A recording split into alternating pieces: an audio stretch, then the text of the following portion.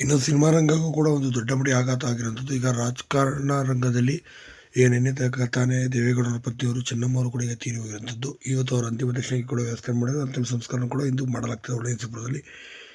ಇದೇ ಸಂದರ್ಭದಲ್ಲಿ ಕನ್ನಡದ ಮತ್ತೊಬ್ಬ ಪ್ರಖ್ಯಾತ ನಾಯಕಿ ನಟಿಯವರು ಕೊನೆಯುಸಿರೆಳೆದಿರುವಂಥದ್ದು.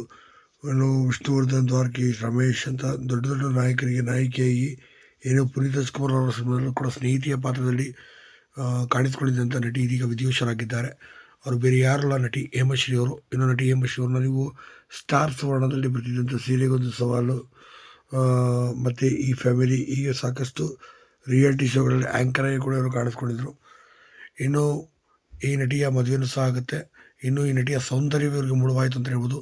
ಹೌದು, ಒಬ್ಬ ಖ್ಯಾತ ಹಣ ಇರುವಂಥ ಒಬ್ಬ ಮುದುಕ ಇವ್ರನ್ನ ಮದುವೆನೂ ಸಹ ಆಗ್ತಾನೆ. ಆದರೆ ಇವ್ರಿಗೆ ಇಷ್ಟ ಇಲ್ಲ ಅಂದ್ರೂ ಕೂಡ ಇವ್ರ ತಾಯಿ ಹಣದ ದಾಹಕ್ಕೋಸ್ಕರ ಇವ ಮಗಳು ಅಂತ ನೋಡಿದರೆ ಬಲಿಯನ್ನು ಕೊಡ್ತಾರೆ ಅಂತ ಹೇಳ್ಬೋದು. ಹೀಗಾಗಿ ಹೇಮಶ್ರೀ ಕೊನೆಯುಸಿರೆಳೆದಿದ್ದಾರೆ.